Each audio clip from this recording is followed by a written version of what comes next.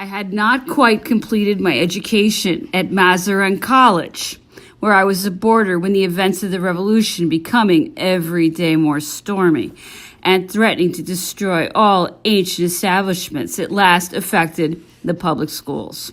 I left Mazarin, like the monks, the doors of whose monasteries were violently thrown open. I had no fixed plans. I was moved by a vague desire to profit by my college reminiscences, to exercise myself in different kinds of literature simultaneously without vocation. In vita Minerva, I felt, as is trivially though appropriately said about young people who have just left school, a desire to sow my wild oats.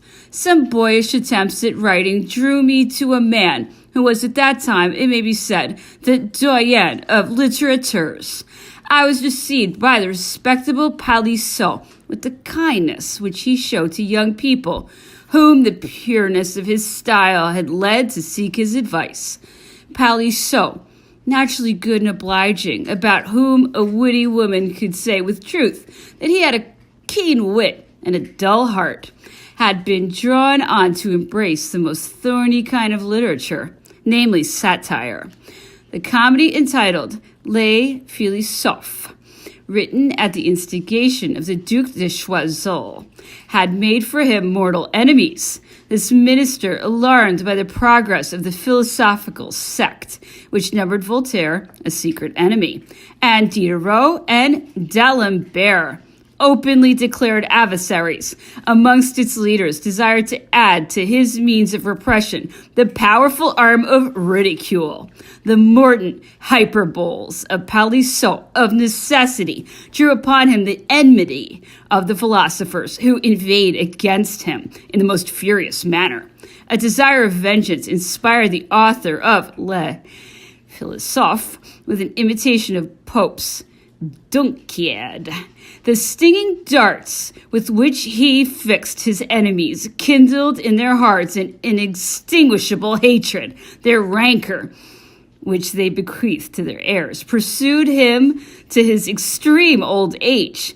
Palissot has frequently told me that all the reward he ever obtained in compensation for the bitter hours with which these quarrels had filled his life was a smile with which Madame de Pompadour considered him amply repaid. Meeting the favorite one day, accompanied by the Duc de Choiseul, who was driving her carriage, the author of Les Philosophes was presented to her by the minister. Madame de Pompadour deigned to stop for a moment, and without speaking to him, thanked him with a nod of her head and her most graceful smile, before which the good Palissot lost himself in obeisances. Palissot had thrice put himself forward for a seat in the Academy. Thrice the cabal, which was got up against him by Naigeon, testamentary executor of Diderot, and by Lalande, the Diogenes of philosophy, succeeded in defeating him. At the last election, General Bonaparte, at the request of Chénier, went to the Institute to give his vote in his favor. Intrigue turned against Palissot, a step which should have been decisive in his favor. A rumor was spread that General Bonaparte had come to vote in favor of Abbé Leblanc, Palissot's competitor, the now forgotten author of a translation in verse of Lucrece, and of a tragedy called Manco Capac, the fall of which was determined by the following line, since become proverbial. Crois-tu d'un tel forfait Manco Capac capable? Do you believe that Manco Capac is capable? Abbé Leblanc, an inoffensive poet who had wounded no man's vanity, was elected. Chénier, referring to this set to General Bonaparte, who was surprised at the result of the election. General, you had come here to be defeated. Discouraged by the failure of his attempts, Palissot renounced the honors of the Institute. He consoled himself for his misadventures at the Academy in the bosom of his family, and in adding some lines to the Dunciad, the post of perpetual administrator of the Mazarin Library, which he owed to the friendship of François de Neufchâteau, and the pensions which were granted to him tendered the consulate and the empire, enabled him to close with honor a career rendered illustrious by intrigues, which should have opened to him the doors of the Institute had it been possible to disarm the old rancor of the philosophers. I used to meet many more or less distinguished men of letters at Palissot's house. There was Marie-Joseph Chenier, whom Palissot had encouraged as a young writer, and whose talent reached the highest summits when death took him still in the full strength of his age. There was Lebrun, the satirical poet, and Saint-Ange, the author of a translation in verse of Ovid's Metamorphoses, who had changed, for names which they considered more poetical, their patronymics of Écuchard and Farial. There was Félix Nogaret, the French Aristides, who affected cynicism, but who professed a veritable friendship for Palissot.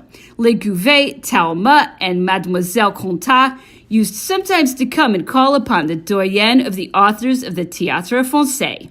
The calls of his friends and a modest rubber of whist used to occupy his evenings. He rarely went to the theater and deplored its decadence, like all old men in whose eyes the imperfections of the present only increase the illusions and the regrets of the past. Talma and Mademoiselle Contat alone had the privilege of inducing him to return to the theater. To these exceptional talents was to be added a growing talent which Palissot, who loved to exercise a kind patronage, protected with the ardor which he placed at the services of his new acquaintances. Mademoiselle Bourgoin destined herself to play the part of juvenile lead at the Théâtre Français, had been introduced to him by Monsieur Antoine, architect of the Mint, from whom she had received instruction. She was at that time 16 years of age and was very pretty, piquant, and giddy, with ingenuous manners.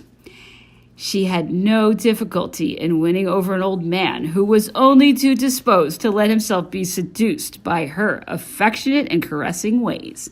Monsieur Antoine, her master, had at one time mistaken for a decided vocation an irresistible passion which he had had for the stage. His friend Lequin had combated the mania of his stage-struck friend with all his powers, and had prevented him from abandoning a useful and honorable profession for an uncertain and precarious career, from which he had little to hope for but mediocrity.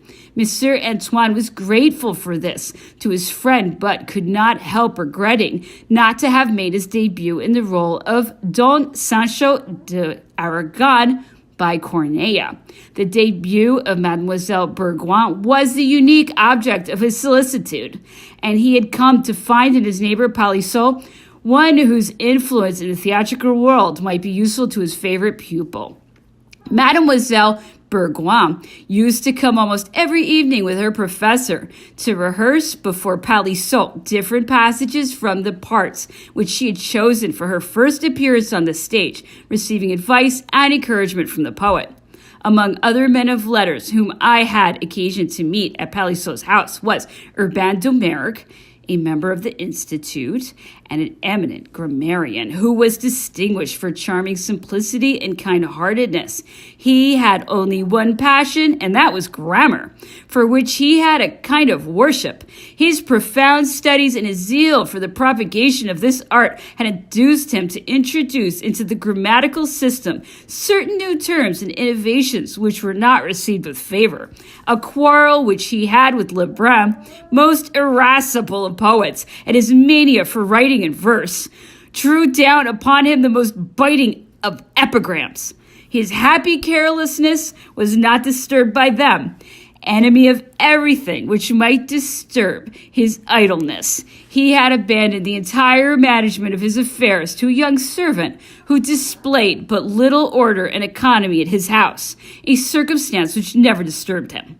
In this house, I made the acquaintance of one of the brothers of General Bonaparte, recently arrived from Egypt, where he had been sent on a mission by the Directoire. Louis Bonaparte employed his leisure during his stay in Paris in attending lectures. He associated himself with the friends of literature, artists, and professors. He was preparing himself for the culture of literature, for which he had an innate taste, a taste which was his consolation in the highest rank and in his subsequent retirement. He was good, and of a straightforwardness which made him adopt as his model, "Do what thou shouldst do, let happen what may," to which he has constantly been true. He treated me with kindness, although it was at that time impossible to foresee the high estate to which he has since risen. His personal merits and his near kinship to the illustrious General Bonaparte already gave him a superiority behind which my youth and the first steps which I took in the political world of that strange epoch were sheltered. It was only a few months after the return of Louis Bonaparte from Egypt when General Bonaparte unexpectedly landed at Frejus. Corsica had seen her illustrious child again during his crossing from Egypt to France. Forced by stress of weather to put into port at Ajaccio, it was of importance to him to avoid the delays imposed by quarantine. As soon as the presence of General Bonaparte before Ajaccio became known, the Treasury Paymaster, a Monsieur Barberi, who was a friend of his family, hastened to take boat and rowed to the frigate on board, which the general found himself to congratulate him on his return. Bonaparte asked for some fruit and for the newspapers, of which he had been deprived for a long time. He also expressed the pleasure which he should experience in landing in the midst of his fellow townsmen. Whilst Mr. Barberi was occupied in sending on board what had been asked for, his father, who was president of the Sanitary Commission, explained to his colleagues the plausible motives for which the general should be permitted to land, so as to satisfy the desire of the population, in whose hearts the news of his presence was exciting the warmest enthusiasm. The commissioners alleged the rigors of the regulations and the responsibility under which they lay. This refusal might compromise Napoleon's plans. The president, convinced that there were no sick men on board, drawn on the other hand, by his zeal and his devotion, proposed to the members of the Commission of Health that they should go in a body alongside the frigate, so as at least to offer their congratulations to the general. This suggestion was adopted without difficulty.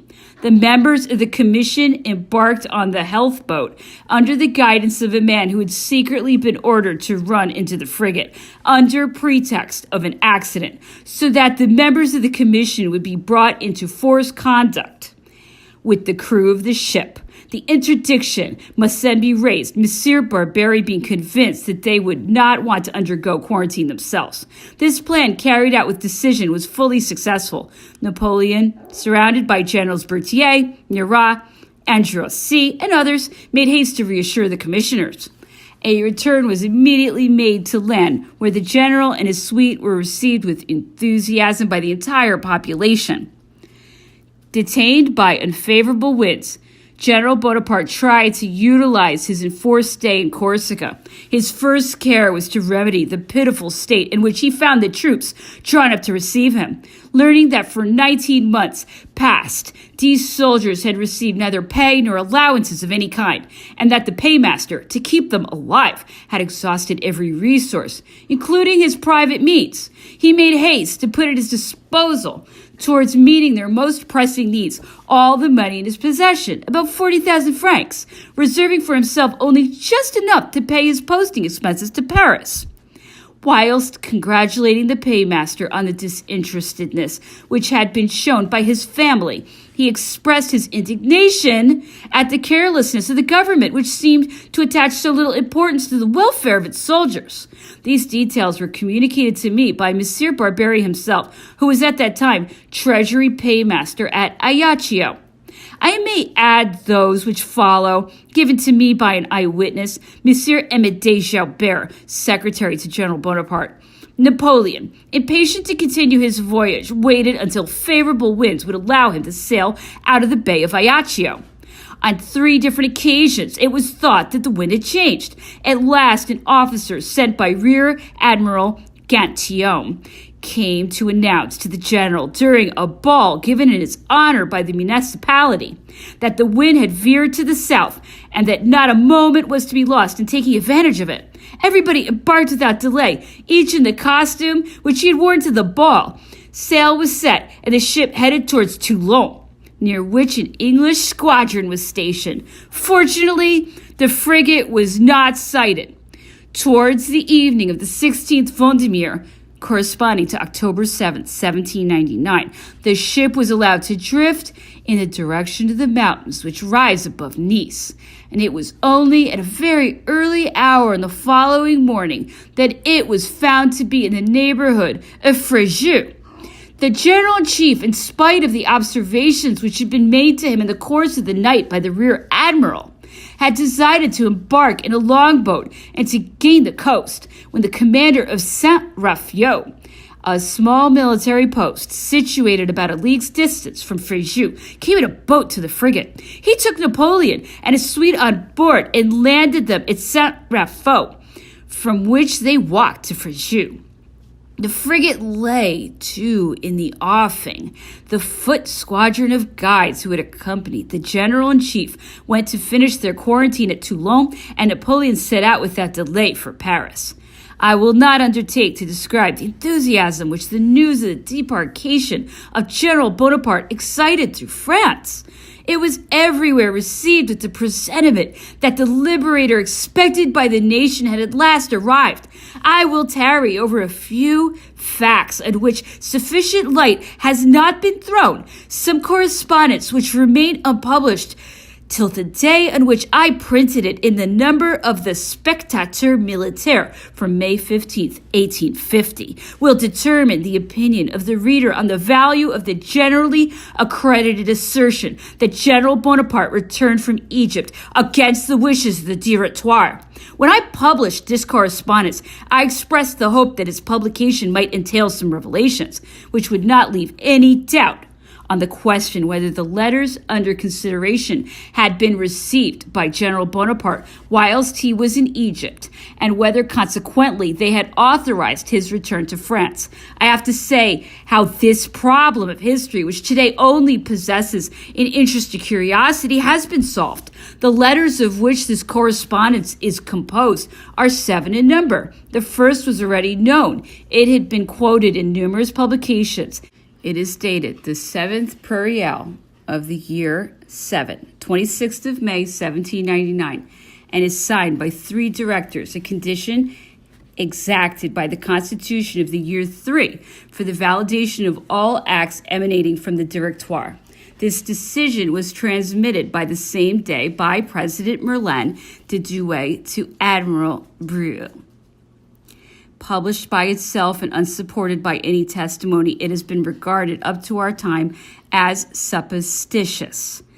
In his unpublished memoirs, La Revillière Letpeau, a former member of the Directoire, one of the 3 signers of whom I have spoken, declared it is assured that he does not remember having signed any letter which had for its purpose the recall of General Bonaparte. This is an error of memory on the part of Monsieur La Revillière Letpeau. The existence of this letter and the signature affixed to it by himself cannot be doubted any more than the authenticity of the letters which accompanied it, and which are still extant in their original forms. The assertion contained in the memoirs published under the name of Monsieur de Bourrienne, which disposes of this question by declaring it absurd, has not appeared sufficiently authorized. Very much confidence cannot be accorded to the allegations contained in memoirs published under the name of a man who never wrote them. I will show later on what reasoning this last assertion is based. The testimony of Monsieur Amédée Joubert and that of General Eugène Merlin, the former of whom was secretary interpreter and the latter aide-de-camp to the commander-in-chief of the Army of Egypt merit a more serious examination. These two witnesses, each in his respective capacity, did not leave the person of the commander-in-chief during the course of the expedition and embarked with him on his return to France. They were, all things considered, in quite as favorable a position as Bourrienne to know what orders were given by the commander-in-chief and what was going on about him, both before his departure and at the moment when his departure was effected. They heard nothing during the voyage home which could lead them to suspect that orders from the Directoire were recalling General Bonaparte home. They agree in saying that his departure seemed to have been decided by the reception of English newspapers containing detailed news about the reverses suffered by our armies in Italy and in Germany. Papers which had been sent to the headquarters of the French army by the English admirals. This testimony, without being decisive, was a great argument in favor of the opinion that General Bonaparte's letters of recall were not received by him whilst he was in Egypt. Since these letters have been published, the words of Napoleon himself have come to throw fresh light on this question.